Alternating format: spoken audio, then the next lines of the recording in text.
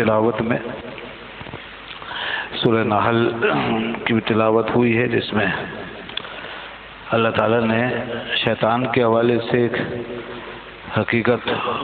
اور ہمارے سامنے بیان فرمائی کہ قیامت کے دن یہ خبیث، یہ شیطان اللعین، یہ ہمارا ساتھ چھوڑ دے گا اور ہم سے پوری طرح لا تعلقی کا اعلان کرے گا اور صاف صاف کہہ دے گا کہ میرا تم سے کوئی تعلق نہیں، میں نے تو تمہیں مجبور نہیں کیا تھا کہ تم میرے پیچھے چلو، تم نے خود ہی میرا راستہ اختیار کیا، میں نے خالی تمہیں دعوت دی تھی، میں نے خالی تمہیں دعوت دی، الا ان دعوتکم، میں نے تو تمہیں دعوت دی تھی، میں نے تمہیں بلایا تھا تو تم چلے آئے، بس جب تم لی،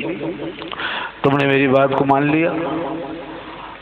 میری دعوت کو قبول کر لیا، کیوں کیا؟ اپنے اختیار سے کیا، تو اب اس میں میرا کیا قصور؟ وہ کہے گا میرا کیا قصور؟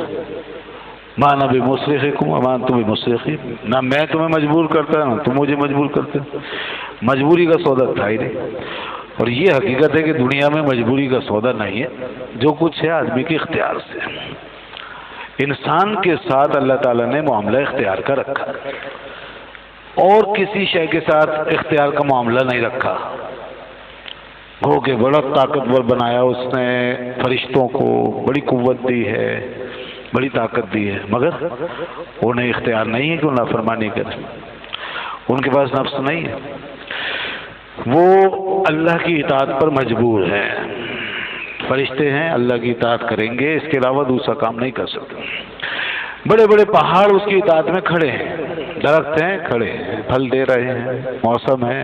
اپنا اپنا کام کر رہے ہیں، سورج ہے، چاند ہے، ستارے ہیں، سب اللہ نے فرمایا ہم نے مسخر کر رکھا ہے۔ انسان اور اس کے ماتحت یہ جو جنات ہیں، یہ مخلوق ہے جس کو اللہ نے اختیار دیا ہے، تو مین کردار انسان کا ہی ہے، اسی لیے انسان کے لیے ہی جزا و سزا کا قانون ہے، جہنم اور جنت وغیرہ سب انسان کے لیے، قرب الہی کی منزلیں انسان کے لیے ہیں، روحانی درجات انسان کے لیے ہیں، انسانی کے لیے بلندیاں ہیں اور انسانی ہی کے لیے پستیاں ہیں۔ بس بات وہی ہے کہ جب انسان اپنے اختیار کو صحیح طریقے سے بروئے کار لے آتا ہے اور اس سے کام لے لیتا ہے اور اس کو صحیح ڈائریکشن میں لے جاتا ہے تو پھر اوپر چلا جاتا ہے، اور اگر کہیں اس اختیار سے وہ غلط کام کرنے لگ جاتا ہے تو پستیوں میں چلا جاتا ہے۔ اللہ تعالیٰ فرماتا ہے انسان کی بلندی اور پستی کا عالم تو یہ ہے کہ اس کے منہ سے نکلنے والا جو کلمہ ہے نا، یہ بھی اگر صحیح نکلے نا، یہ منہ سے کلمہ نکلا ہے، یہ بھی اگر صحیح نکلے اور یہ کلمہ خیر ہو تو یہ ایک ایسی مثال بن جاتا ہے جیسے کوئی مضبوط و توانا درخت۔ آج کی آیتوں میں آپ نے سنا کلمۃ مثل کلمۃ طیبۃ کشجرۃ طیبہ، انسان کے منہ کا کلمہ جو ایک ہوا ہے، کلمہ کیا ہوا ہے، انسان کے منہ سے ایک آواز نکلی ہے، اگر یہ کلمہ خیر ہے تو ایسا ہے جیسے کوئی پاکیزہ درخت، اصلها ثابت وفرعها فی السماء، درخت بھی چھوٹا موٹا نہیں، ایسا درخت کہ جس کی جڑیں زمین کے نیچے تحت ثری میں جا چکی ہوں اور جس کی شاخیں آسمانوں کی بلندیوں کو چھو رہی ہوں، ایسا درخت۔ اللہ اکبر، ایک کلمہ جو ہوا کی طرح نکلا ہے اس کو اللہ نے کیا سے کیا بنا دیا ہے، کیوں؟ اس لیے کہ کلمہ خیر ہے، اچھی نیت سے نکلا ہے، اچھے ارادے سے نکلا ہے،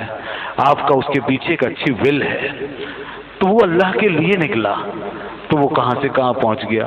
اور پھل اس کا، یہ تو اس کی حیت تھی، یہ اس کی جسم تھا،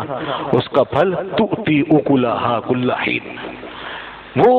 2 دفعہ پھل دیتا ہے، اور دنیا میں درخت عام طور پہ 1 دفعہ پھل دیتے ہیں، یہ کلمہ ایسا خیر کا کلمہ کہ یہ اس درخت کی مثل بن گیا جو 2 دفعہ پھل دے، بار بار پھل دے، تو یہ ایک کلمہ خیر کی مثال ہے گویا۔ تو یہ کلمہ خیر جب یہ حیثیت رکھتا ہے تو پورا آپ کا سراپا عمل اس کی کیا پوزیشن ہوگی؟ آپ کی سراپا شخصیت، ایک انسان کی وہ شخصیت جو سراسر مثبت ہے، وہ شخصیت جو نیکی سے معمور ہے، وہ شخصیت جو حسن نیت کے ساتھ آراستہ ہے، وہ شخصیت کہ جو ان الذین آمنوا وعملوا الصالحات کا لباس پہنے ہوئے ہے، یہ شخصیت ہی تو ہے جو آمنو وعملوا الصالحات کہہ کے بار بار اللہ نے دہرایا ہے. یہ شخصیت ہے، یہ سراپا ہے. تو اس کے منہ کا ایک کلمہ جب اس شان کا اہل ہے تو وہ پوری شخصیت جو ہے انسان کی، اس کا کیا مقام ہوگا. یہ شخصیت اللہ کے یہاں اتنی بلند ہے، اتنی بلند ہے کہ کلمے کی مثال تو درخت کے حوالے سے دی. شخصیت کو یوں سمجھیے، انسانی ذہن کو سمجھانے کے لیے میں ویسی مثال دے کے بات کر رہا ہوں. شخصیت کو یوں سمجھیے گویا آسمان ہے. کلمہ تو وہ ہے جو درخت کی طرح آسمان تک پہنچا، اور شخصیت وہ ہے جو آسمان کی طرح ساری دنیا پہ چھا جاتی ہے. کیا نہیں چھا گئے وہ لوگ جنہوں نے ایسی پاکیزہ شخصیتیں دنیا کے اندر بنائی اور پاک صاف زندگی گزاری؟ کیا وہ چھا نہیں گئے؟ وہ زمانے پہ چھا گئے، وہ آسمان کی طرح چھا گئے. اسی لیے جب یہ بڑا ابتلا آزمائش کا وقت آیا تھا دلی میں، تو کسی شاعر نے کہا تھا کہ ہوئے نامور بے نشاں کیسے کیسے، زمین کھا گئی آسماں کیسے کیسے.